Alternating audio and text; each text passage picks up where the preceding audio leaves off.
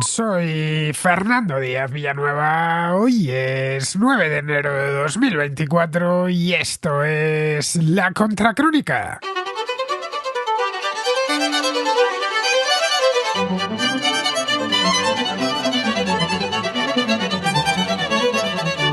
La semana pasada veíamos aquí en La Contracrónica cómo el mercado de los vehículos eléctricos se había enfriado a lo largo de 2023. El entusiasmo con la nueva tecnología, que había hace 2 o 3 años, ha dado paso a cierto escepticismo, por una serie de razones.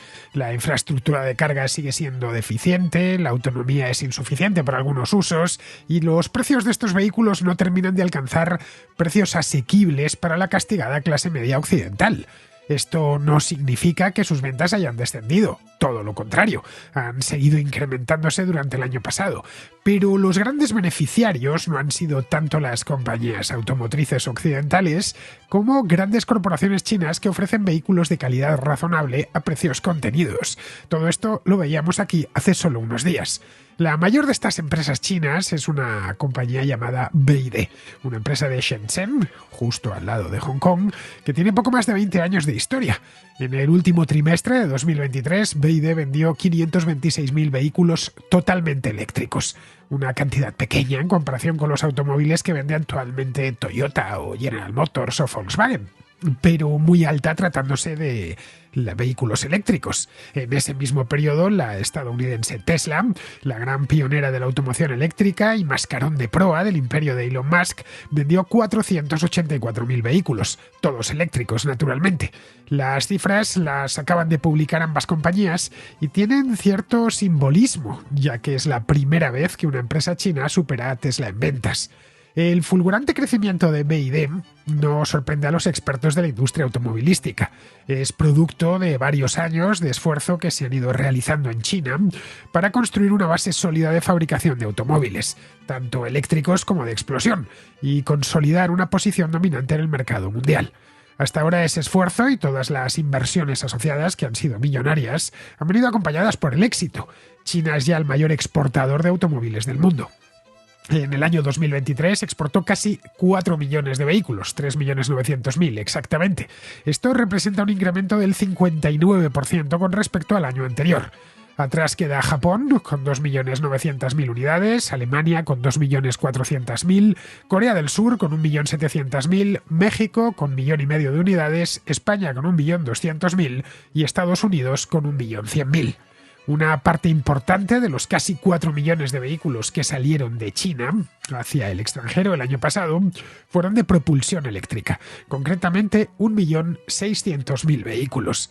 Esas exportaciones no fueron dirigidas hacia el tercer mundo, o no al menos principalmente, sino en su mayoría hacia Occidente, es decir, hacia Europa, Estados Unidos, Canadá y Japón. Actualmente los principales destinos para las exportaciones de vehículos eléctricos chinos son esos mismos, son los países europeos, Estados Unidos y Japón. Esto mismo era lo que pretendía el gobierno chino cuando hace unos años decidió apostarlo todo por el vehículo eléctrico, una tecnología nueva en la que sus competidores occidentales carecen de ventaja, y la experiencia que poseen desde hace un siglo en los vehículos de combustión interna. Esa apuesta se ha realizado a través de empresas como BYD, que partiendo de cero y dedicándose en principio solo a la fabricación de baterías, se ha upado hasta el primer puesto del podio internacional de ventas.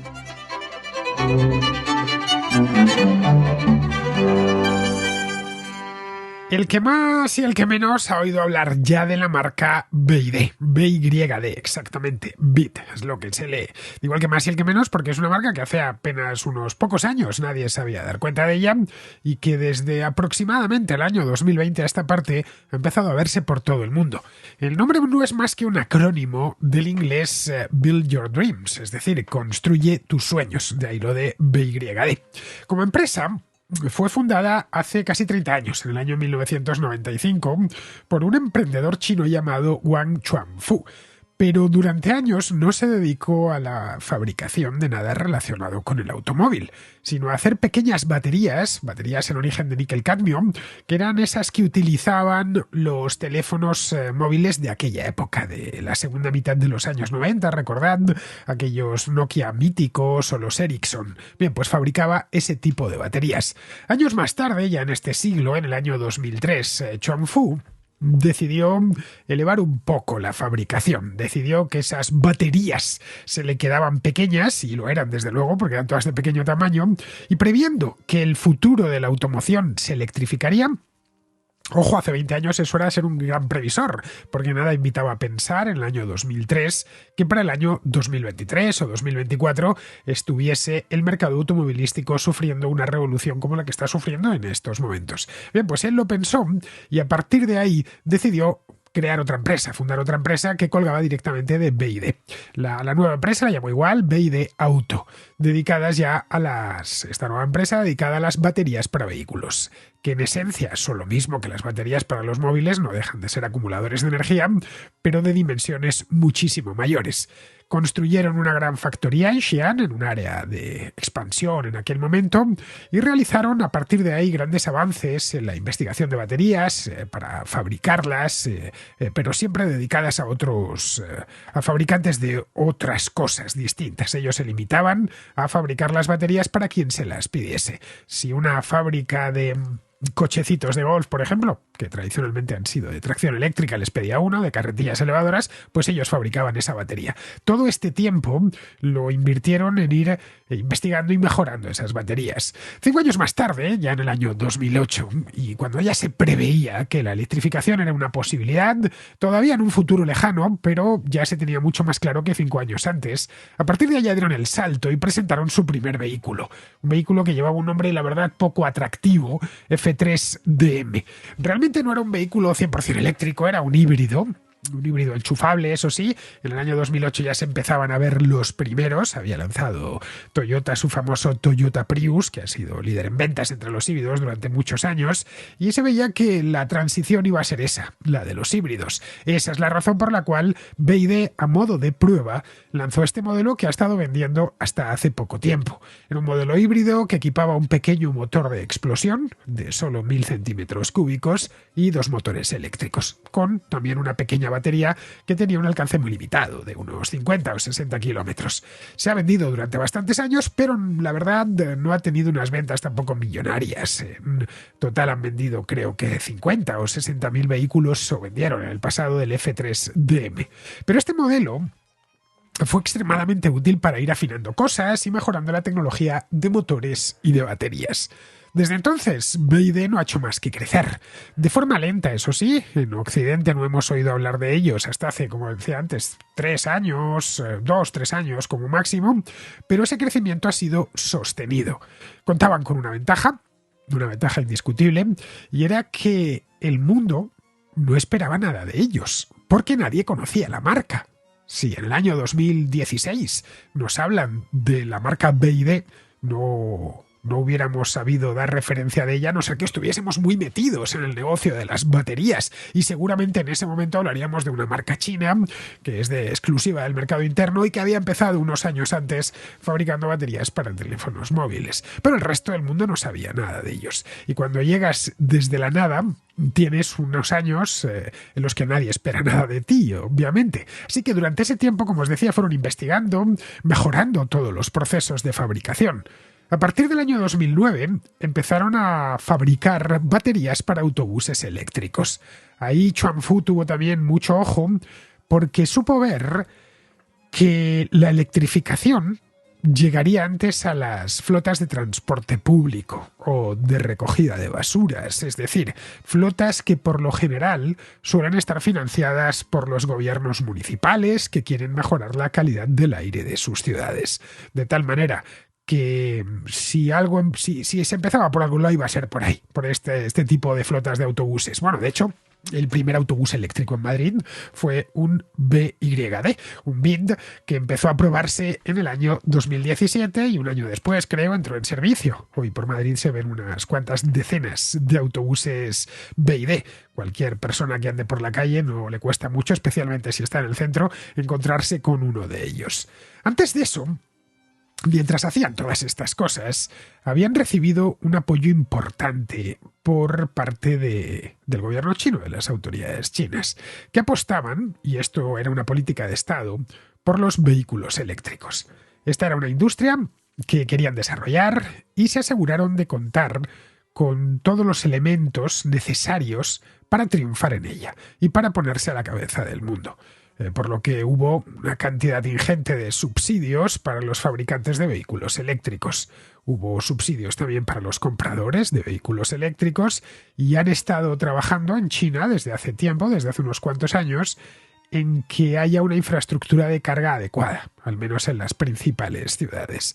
Esto en Europa y en Estados Unidos no ha llegado hasta más o menos aproximadamente el año 2020, que es cuando se empezó a hablar ya de que la electrificación estaba y que había que empezar a poner cargadores eléctricos por aquí y por allá. Esa es la razón por la cual en Europa era muy complicado, hasta hace 4 o 5 años, encontrar eléctricos puros, más allá de estos autobuses que os contaba antes, o de algunas flotas de reparto, o de camiones que cargaban los vehículos en los garajes o en las bases donde se almacenan los autobuses o las furgonetas de reparto por las noches.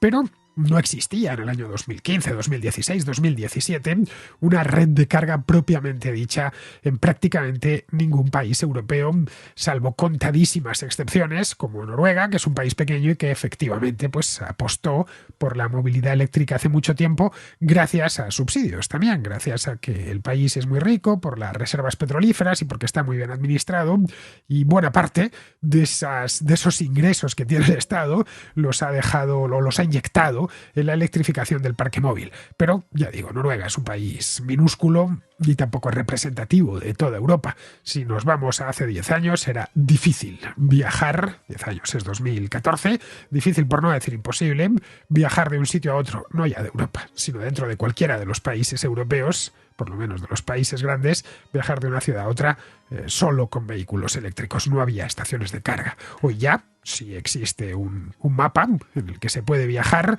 con ciertas dificultades, cierto es, pero sí se puede viajar de un lado a otro del continente saltando de puesto en puesto de carga. En 2014 tampoco había entrado Tesla como lo ha hecho de la manera en la que lo ha hecho en los últimos años en Europa.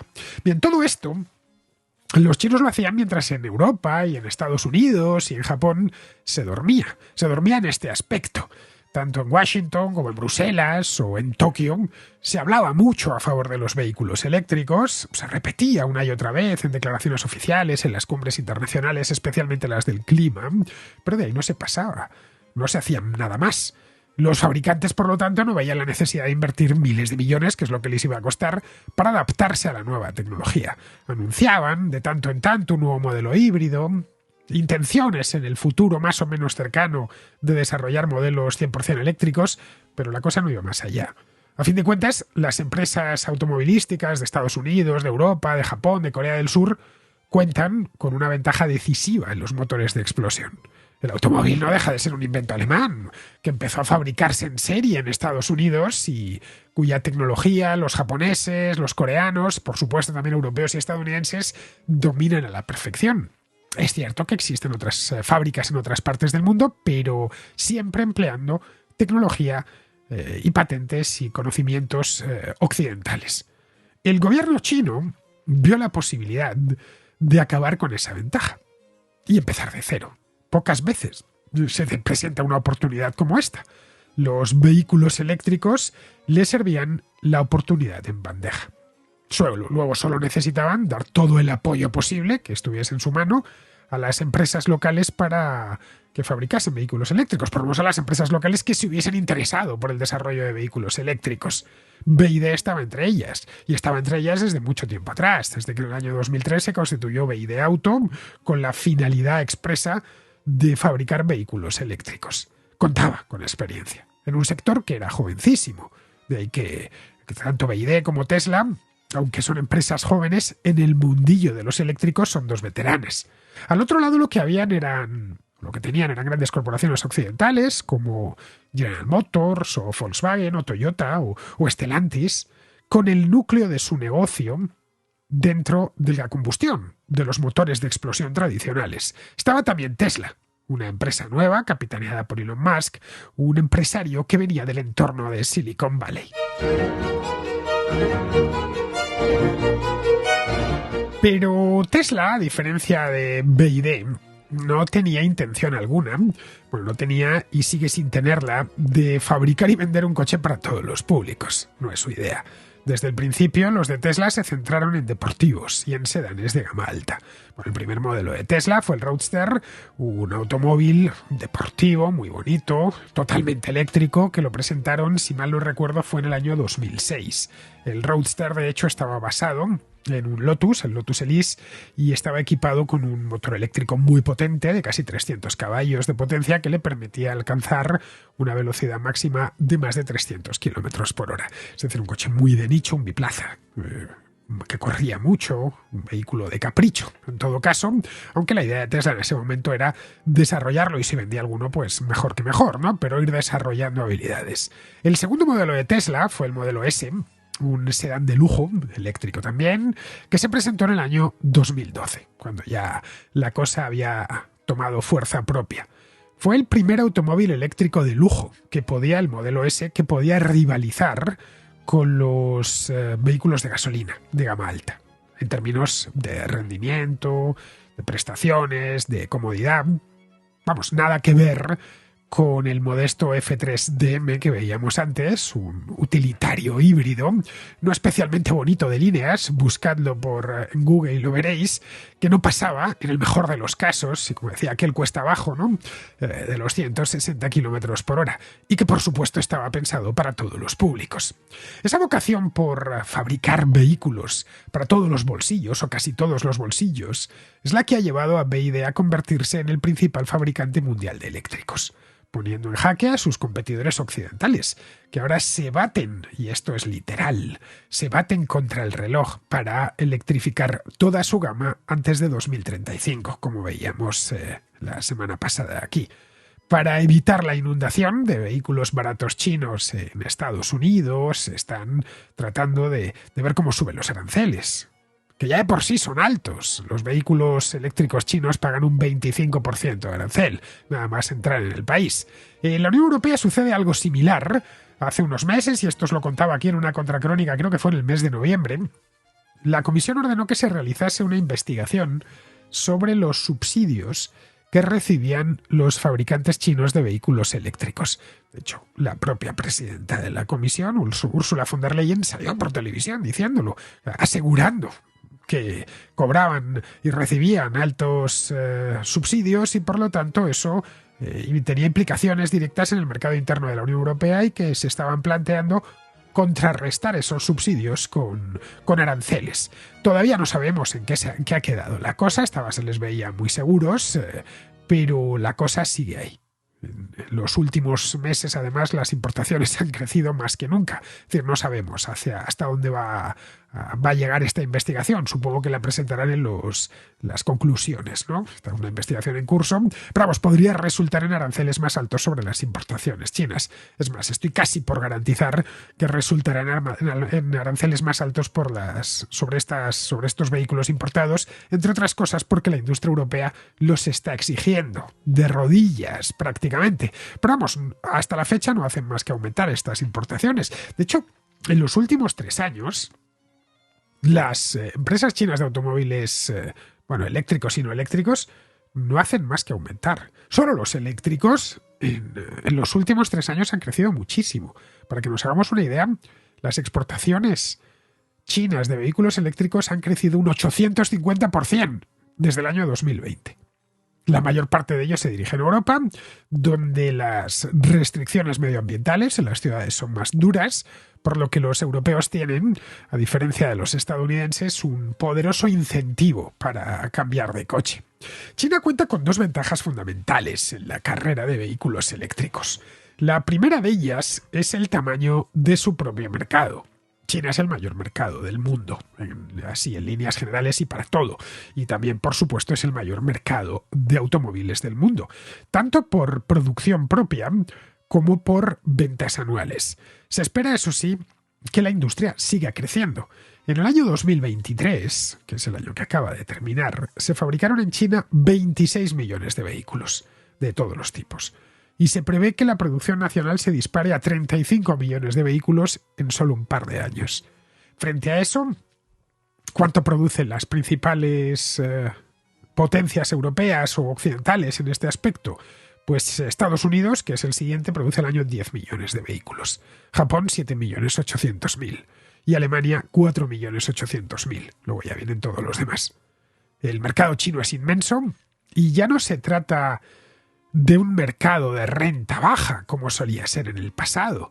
Los chinos trabajan mucho a cambio de salarios muy pequeños, pero para ellos, claro, en función de dónde vienen, ¿no?, y de cómo vivían sus padres y sus abuelos, les parece que están en el mejor de los mundos. Ahora no, se está conformando una clase media china. Una clase media china que exige más productos y de mejor calidad. Sí que ya no es un mercado, tampoco es un mercado de renta alta, obviamente, pero no es un mercado de renta ultra baja, no es un mercado tercermundista, ni mucho menos, como lo era hace 20 años. No es casual que Tesla, que vende automóviles de gama alta, se haya gastado miles de millones en construir una gigafactoría en Shanghái, donde, por cierto, tiene previsto asignar la mitad de toda su producción mundial. Una parte la venderá en el extranjero, la exportará, y otra parte, la mayoritaria, seguramente la termine vendiendo en China.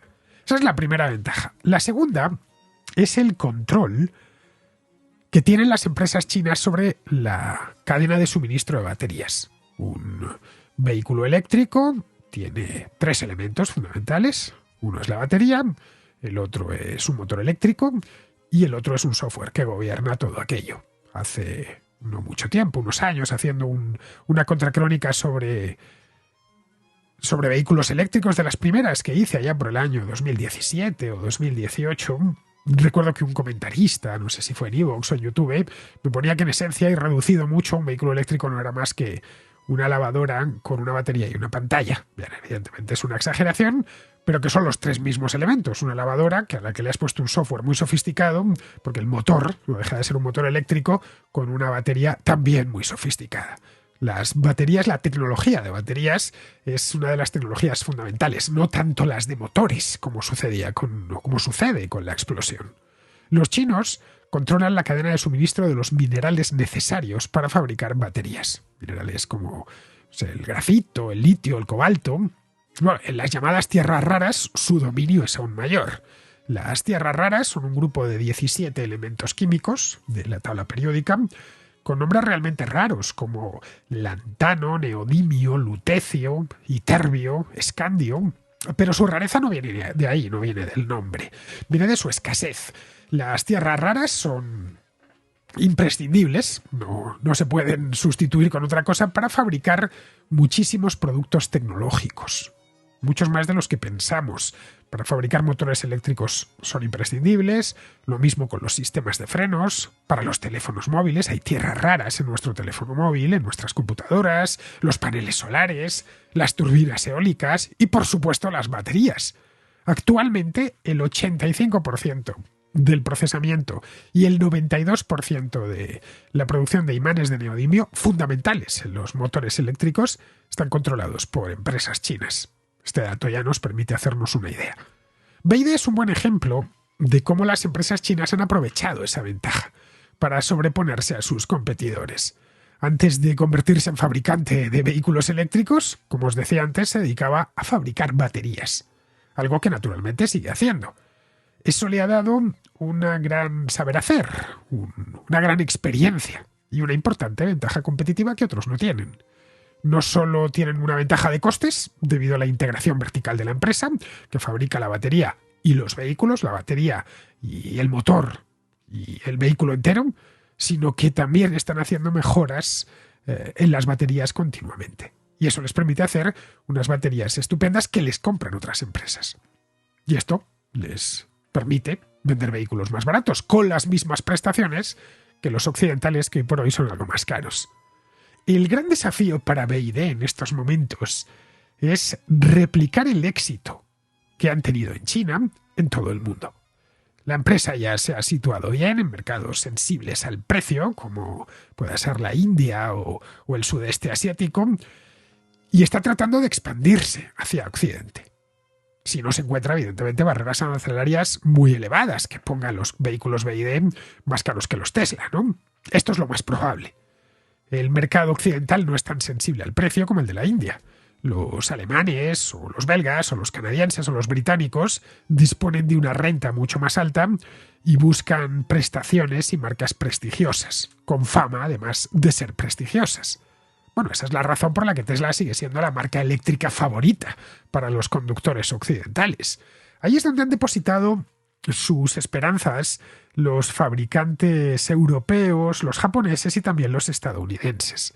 Han apostado por vehículos de gama alta, con marcas reconocibles, con mucha historia a sus espaldas y a menudo asociadas al lujo, como puede ser Audi, Mercedes, Lexus, etc. Podríamos encontrarnos con que el mercado de los vehículos eléctricos termine pareciéndose al de los teléfonos móviles. Ahí tenemos dos grandes marcas occidentales, que son Apple y Samsung, una es estadounidense y la otra surcoreana, que hacen los terminales más caros y los más deseados por los consumidores. Y luego un sinnúmero de marcas chinas como Huawei, Xiaomi, Oppo, Vivo, etcétera, etcétera, etcétera, que venden muchas unidades a precios más bajos y que se centran en los mercados mundiales de renta baja. Que los Apple o los Samsung se fabriquen mayoritariamente en China es ya otra cuestión. El hecho es que son corporaciones occidentales que viven en buena medida del valor de su marca. Algo similar podría suceder con los vehículos eléctricos. Tesla siempre ha querido compararse como el Apple de la automoción y en cierta medida ejerce como tal. Empresas europeas centenarias como Volkswagen o Stellantis o Porsche tratan de alcanzar a Tesla con sus marcas de lujo. El Audi que decía antes, Maserati, Cupra, Alfa Romeo, marcas muy reconocibles. Eso explicaría por qué hasta ahora los grandes grupos automovilísticos europeos han ignorado los modelos económicos. O por qué algunos como Volkswagen van a retirar del mercado marcas muy consolidadas como SEAT, que dejará de fabricar automóviles en 2030 con esa marca para centrarse en los Cupra, que van dirigidos a un segmento de precio superior. Es un planteamiento muy distinto al que han seguido los chinos. En Europa las empresas pretenden que la electrificación la financien los compradores con dinero. Los beneficios que eso deje los invertirán en desarrollar vehículos más asequibles en el futuro. En China han hecho lo contrario. Desde el principio y gracias a generosos subsidios estatales, empezaron a desarrollar vehículos baratos y ahora tienen por delante el desafío de ascender en la cadena de valor. Si echamos un vistazo a la historia del automóvil, lo que encontramos es que en Europa no están haciendo nada que no se hiciese hace 70, 80, 90 años. Hasta los años 40 o 50 había pocos automóviles en Europa. Las ciudades europeas tenían muchos problemas, pero los atascos de tráfico no estaban entre ellos. El europeo medio iba en tren o en tranvía. Fue en la posguerra cuando las empresas empezaron a desarrollar vehículos económicos como el Escarabajo, el 500 o el 2 caballos. Modelos impensables solo unos años antes. Eso fue posible gracias a que esas empresas ya dominaban por completo el mercado de lujo. Y todo lo que tuvieron que hacer fue escalar hacia abajo, incorporando motores menos potentes y un equipamiento más austero. Los primeros 2 caballos, por ejemplo, eran extremadamente austeros. Son aquellos que salieron a finales de los años 40. No hay más que echar un vistazo a un 580 de los años 50. Eran 4 latas, un motor y 4 ruedas. Y unos asientitos. Bueno, el 2 caballos, en el caso del 2 caballos, eran sillas de playa, poco menos lo que tenía. Pero, a cambio, casi cualquier francés de la posguerra podía adquirir uno. Pero antes de eso Citroën había hecho vehículos caros, carísimos, antes de la guerra. Lo mismo se puede decir de casi Renault o casi cualquier marca, no digamos ya los italianos. Hicieron el escalado hacia abajo después de la guerra, con un montón de tecnologías ya maduras. Quizá estén planteándose hacer lo mismo. Es lo que se propongan hacer en los próximos años. Pero para que la jugada les salga, van a necesitar protección. Por eso insisten tanto en que se suban los aranceles a los vehículos chinos. Vamos con la contrarréplica. Empezamos con Pedro Luis, nuestro corresponsal en Bruselas, que nos habla del rearme europeo. Y quería mandarte esta nota de voz con referencia al programa sobre el rearme europeo. Eh, la verdad que está siendo realmente complicado para los países europeos volverse a poner a punto en cuestiones de defensa. Han sido muchas décadas de baja financiación, de quizá un buenismo, y ahora toca el shock como el shock de oferta, pues toca el shock de realidad. Realmente el país europeo que más está haciendo cuestiones de defensa es Polonia. Incluso su premier polaco ha criticado la posición de los países europeos repetidas veces en cuestiones de defensa, ahora con respecto a la guerra de Ucrania sobre todo. Y es un país, por ejemplo, que está comprando muchísimas armas a potencias también armamentistas como, por ejemplo, Corea del Sur. Están comprando tanques a Corea del Sur, están comprando buses autopropulsados, mucha munición. En definitiva, es el país que creo que está gastando alrededor de un 4% de su PIB en cuestiones de defensa. Alemania anunció también que gastaría mucho más dinero a partir del año que viene, pero realmente, como decimos los cubanos, se va a quedar en una muela porque están muy, muy por detrás. La diferencia la están haciendo en cuestiones, por ejemplo, de la guerra de Ucrania, la facilidad que tienen drones de muy bajo presupuesto, de bastante efectividad, drones kamikaze como el Shahed, que es de fabricación iraní, que simplemente para poder derribarlo se tienen que utilizar armas que cuestan en muchos casos miles y miles de dólares por encima del precio del Shahed. Entonces es muy, muy, muy sencillo para Rusia, que ya los está fabricando en grandes cantidades en sus fábricas en el mismo territorio ruso. Es mucho más sencillo para ellos utilizarlos. Y es como lo que pasó en la Primera Guerra Mundial, que es como una especie de empate técnico en cuestiones de defensa y ataque.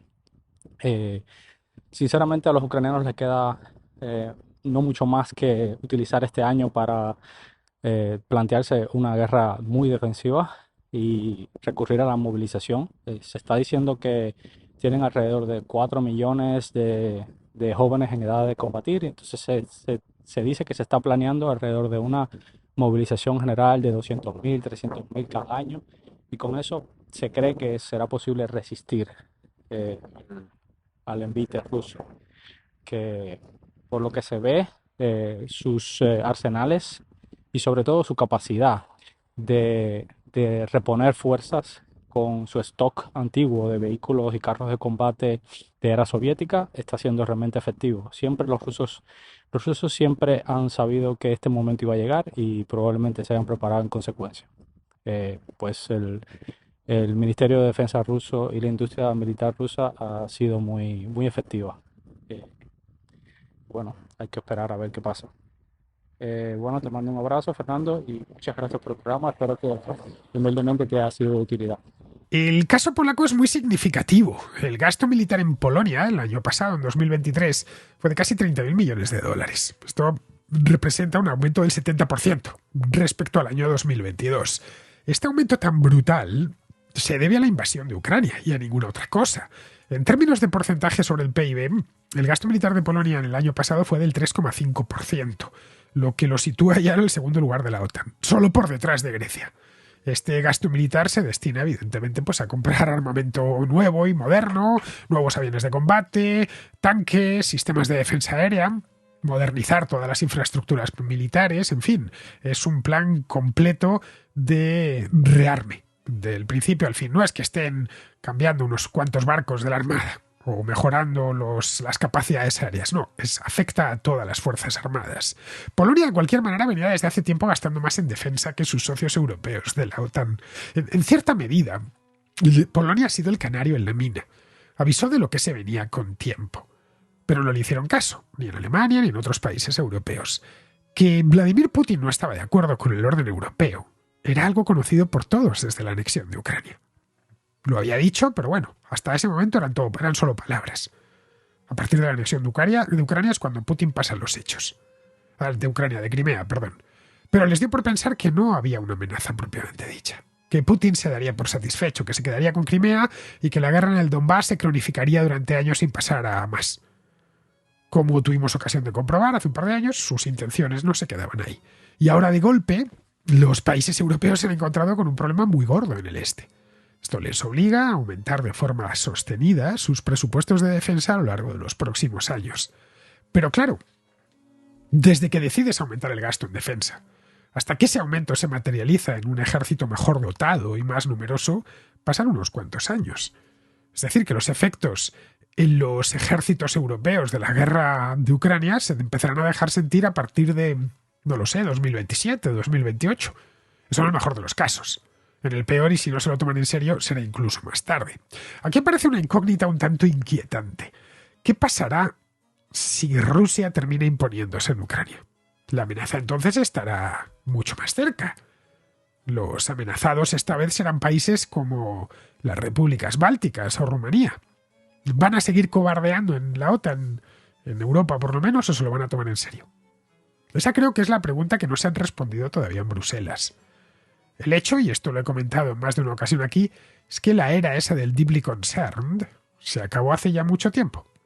Esa época en la que bastaba con decir de forma hueca, afectada y puramente retórica que estaban profundamente preocupados por algo que sucedía aquí o allá, en otra parte de Europa o del mundo, eso ya es cosa del pasado. Lo saben, ¿eh? Ahora solo tienen que interiorizarlo ellos mismos y, lo más importante de todo, transmitírselo a los votantes, cosa que no sé yo si están dispuestos a hacer. Bien, vamos ahora con Jesús, que nos habla de otro tema que tratábamos la semana pasada en la contrarréplica, la normativa europea que obliga a informar a Hacienda de las transacciones que se hagan en Wallapop y en aplicaciones parecidas a partir de cierta cantidad. Quería hacer una puntualización sobre el programa de ayer, sobre el tema de la DAX 7, que una de las contraescuchas hizo un comentario. Y bueno, tú te referías a que Wallapop ni Hacienda tenían manera de saber si se ha hecho una transacción pues a través de Wallapop, si al final se ha terminado de vender el artículo. Lo que se refiere la DAX 7 a través de Wallapop, ellos se refieren a la venta de Wallapop Envíos. Wallapop tiene un sistema que es Wallapop Envíos, en la cual Wallapop te cobra por el envío al comprador y te cobra por el seguro de ese envío, que en teoría es una comisión encubierta. Si ese envío se pierde, ellos te reintegran lo que tú has pagado por el artículo, tanto al comprador como al vendedor. Pero de ahí, como comentaba antes, es como si fuese una comisión de venta, porque el ratio de envíos en todas las ventas que hacen es insignificante. El ratio de pérdidas de envío de una venta es insignificante. Vale, entonces lo normal es que tú compres en otra provincia. Un comprador de Valladolid pues puede encontrar algo en Barcelona, en Madrid o donde sea. Es muy difícil que en su provincia, en su ciudad pueda encontrar todo lo que se vende absolutamente en Wallapop, sea nuevo o de segunda mano. Porque evidentemente hay muchas cosas que son de segunda mano, pero otras cosas pues son nuevas. De ahí es que Wallapop en su momento, cuando empezó a expandirse, hicieron una oferta, creo que era de 100 millones de euros, y actualmente creo que son casi 800 millones de euros, porque claro, ellos ganan muchísimo dinero. ¿Cuál es el problema o lo que quieren atajar con esta directiva? Pues evidentemente lo que es economía sumergida, que hay como siempre ha habido por todo el mundo. El problema que esto es que afecta a los que menos tienen, como siempre. Como esta chica decía, ella acaba de ser madre, está vendiendo sus... Además es un ciclo, eres madre, vendes lo que ya te sobra del bebé, después llegará un cumpleaños y los chiquillos crecerán y venderás los puzzles porque te molestan en casa, llegará la comunión. hablando en concreto de esta chica, ¿no? Pero así como todo, o sea, cada uno tiene sus cosas que le sobran. Pero es que ya no es solo eso. Te hablo, por ejemplo, de dos casos cercanos, el cual uno de ellos, el chaval, es una persona que tiene una incapacidad absoluta permanente, que no puede trabajar en nada, y complementa su discapacidad, es de 700 euros, que no se puede vivir con 700 euros, pues comprando cosas y vendiéndolas a través de Wallapop, las arregla y las revende, y con eso complementa. Otra chica que está en paro, también cercana, y que ella compra velas, las modifica, las personaliza y las vende, y por lo menos cuando está en el periodo en el que no está trabajando, complementa su sueldo. Claro, el problema es que cierran una puerta que es la economía sumergida, pero no te dan opciones, porque en estos dos casos que te estoy comentando, yo estoy completamente seguro que a ellos les gustaría legalizarse siempre y cuando tengan una opción viable. Alguien que vende en Wallapop para complementar su sueldo, para complementar su necesidad económica que no llega a fin de mes, no se puede permitir pagar un autónomo, no se puede permitir pagar una cuota en la cual venda o no venda tenga que pagar esa cuota. Es inviable. O sea, yo creo recordar que en Inglaterra hay una cuota en la que tú pagas 100 euros y puedes vender hasta un cierto límite, una cierta cantidad. Aquí te cierran una puerta, pero no te abren otra, no te dicen, bueno, pues mira, tenemos esta otra solución para todo este tipo de casos. Porque, vamos, es que en Wallapop te encuentras de todo, o sea, desde la gente que vende como tú una bicicleta, esta señora que quiere deshacerse de cosas que ya no le sirven, a otra gente que complementa su momento actual, esté en paro o tenga una discapacidad y no le llegue con lo que le da y no le permiten trabajar absolutamente con nada. Entonces, bueno, pues como siempre los gobiernos interviniendo absolutamente todo, y bueno, pues es lo que hay. Pero bueno, simplemente quería aclarar el comentario que hiciste ayer sobre el tema de la venta en Wallapop, y ya está. En fin, bueno, nada, muchísimas gracias por tu trabajo. Venga, chao. Pues nada, Jesús, gracias por la aclaración. Yo solo he hecho una venta por Wallapop, como os decía el otro día. La bicicleta esa de la que hablaba en este programa. Utilicé Wallapop para contactar con un vendedor que estaba en Madrid, quedamos en Atocha y ahí realizamos la transacción. De manera que desconocía eso de los envíos de Wallapop. Lo único que conseguirán, evidentemente, es cargarse buena parte del negocio del propio Wallapop y de aplicaciones parecidas. Porque la gente seguirá vendiendo cosas, eso es inevitable. Ahora bien, se las enviarán por su cuenta sin pasar por el servicio que ofrece Wallapop. De cualquier manera, aquí se abre otro debate que nadie en España quiere abrir, que es el de la cuota de autónomos.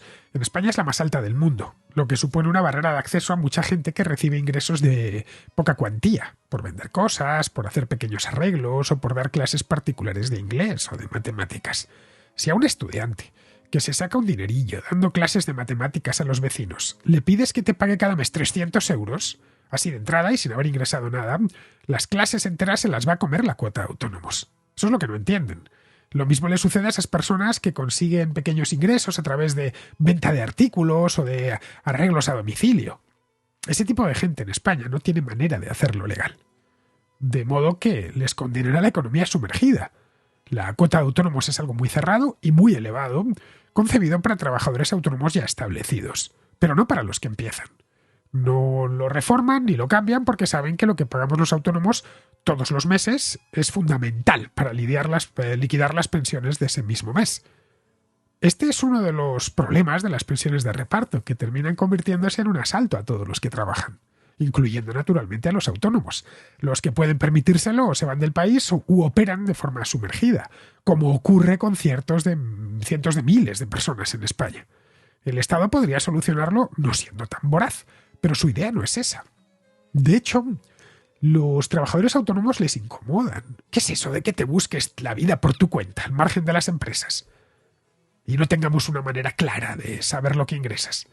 Como hay tantos problemas para establecerse como autónomo, pues también hay problemas para montar empresas. Sucede lo mismo.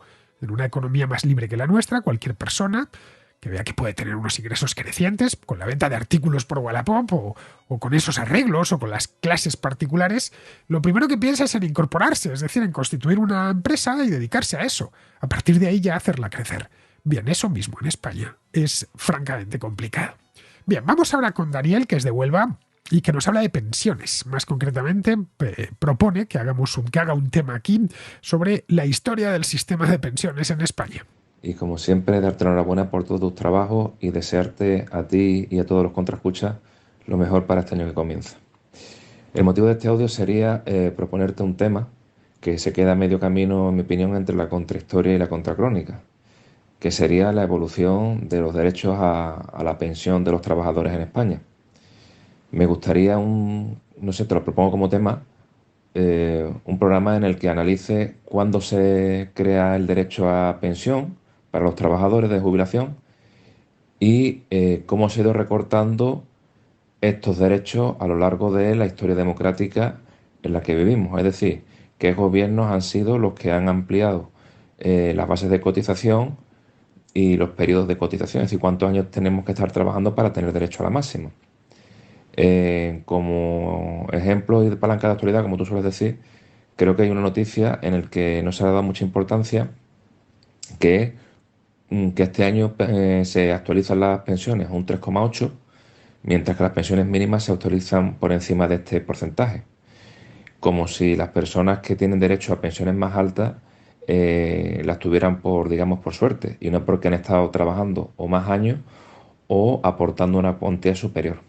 Me parece que es un ejemplo más de, café para todos, en el cual poco a poco las personas de nuestra edad, es decir, yo soy un poco más joven que tú, pero vamos, me considero, de la misma generación, vamos a tener derecho a una pensión, pero que no va a tener validez para nuestro día a día. Digo, que no nos va a cubrir nuestras necesidades más fundamentales cuando seamos mayores, a menos que hayamos sido un poco precavidos. Nada más decirte, saludarte y darte la enhorabuena por todo nuestro trabajo. Por pensiones entiendo que te refieres a las pensiones de jubilación, porque hay de otros tipos, como las de viudedad o de las de orfandad. Bien, así de primeras nadie tiene derecho a una pensión. Una pensión no es más que una cantidad de dinero que has ahorrado durante tus años de trabajo para poder retirarte a cierta edad y vivir de esos ahorros. Eso en esencia es una pensión. Un plan de ahorro a largo plazo que haces de forma voluntaria. En España no es así, porque las pensiones se estatalizaron en los años 60, en tiempos de Franco, con la Ley de Bases de la Seguridad Social, que es del año 63. Esta ley establecía un sistema de pensiones estatal y contributivo, que garantizaba a todos los trabajadores españoles el derecho a una pensión de jubilación o de invalidez o de viudedad, si la necesitaban, vamos. Se escogió el sistema de reparto, es decir, financiado a través de las cotizaciones sociales de los trabajadores. En aquel momento la pirámide demográfica era una pirámide propiamente dicha. Había mucha gente joven y muy pocos ancianos, luego el sistema se sostenía. Luego le añadieron las llamadas pensiones no contributivas, que es no he contribuido al sistema, pero de cualquier manera, por una cuestión de caridad, el Estado decide darme una cantidad. Esa cantidad no se la inventa. El Estado no tiene un bosque del que recoge billetes de los árboles. La ha sacado previamente a los que trabajan. El problema, claro, ha venido después, cuando esa pirámide se ha transformado en una columna, obligando al Estado a financiar las pensiones con lo que pagan los trabajadores más dinero tomado del presupuesto. Impuestos. El sistema es desde hace tiempo insostenible, pero no lo quieren cambiar, así que han ido practicándole quiebras parciales, como el recálculo de los años cotizados. Ahora la base reguladora, que es la cantidad sobre la que se calcula el importe de la pensión, se obtiene sobre las bases de cotización de los últimos 25 años, es decir, más de la mitad de la vida laboral. O también otra quiebra parcial ha sido la de ir prolongando la vida laboral hasta los 67, también algunos hablan de los 70. Bueno, esto lo hacen porque no les salen los números. Están estirando el chicle todo lo que puedan hasta que se les rompa. Entonces declararán la quiebra completa y propondrán una reforma. Antes de eso es posible que entren a saco en los planes de pensiones privados y los estatalicen. Con esta gente todo es posible. Pero vamos, a futuro y con la demografía que tenemos, las pensiones de reparto son un suicidio. Y sí, efectivamente, Daniel, a los de nuestra generación, los nacidos en los años 70, nos va a llegar muy poquito, así que os recomiendo que ahorréis por vuestra cuenta. No digamos ya los que nacieron en los 80 posteriormente. Bien, pues vamos a terminar, vamos con Pizarro, que nos habla de esa relación difícil entre redes sociales y elecciones. Las redes sociales son una herramienta de transmisión de datos, entre ellos información y desinformación. A estas alturas de su historia, cada vez que surge en redes una noticia, la pregunta inmediata consiste en si es o no es falsa, ya que, como a aquel Pedrito que mentía sobre el lobo, cuando no mienten es irrelevante. Entretienen, enervan a cerriles y reflejan la complejidad de nuestra actualidad. Pero cada trola tiene su contraria y cada verdad anda enterrada en su dedicada montaña de desinformación. Como las elecciones va de los míos, de los otros, de lo intolerable, de lo inaceptable, de lo antidemocrático, las redes hierven en elecciones y efectivamente si las tocas queman y todo se evapora. Un cordial saludo de Pizarro. Y hasta aquí, queridos amigos, llega la contracrónica de hoy, 8-9 de enero estamos ya, 8 de enero fue ayer. Mañana estaremos, pues os lo digo ya, porque tengo el calendario delante, mañana estaremos a 10, pero no tendré contracrónica porque tengo un día muy liado. Tengo una reunión con la editorial y además por la mañana he quedado con un especialista, un historiador, para grabar una contrahistoria muy interesante que os va a gustar mucho, especialmente a los contraescuchas chilenos.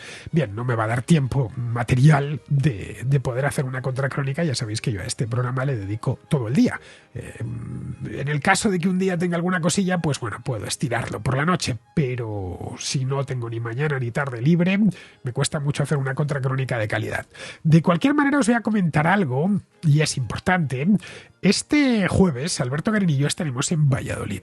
Vamos a hacer una contrahistoria en directo, que es algo que los contraescuchas nos demandan desde siempre, ¿no? Que nos sentemos los dos y hagamos una contrahistoria en directo. No es la primera que hacemos. Hicimos una en Zamora hace unos años, en uno de los contraviajes, pero esta vez esa fue solo para los participantes en aquel contraviaje.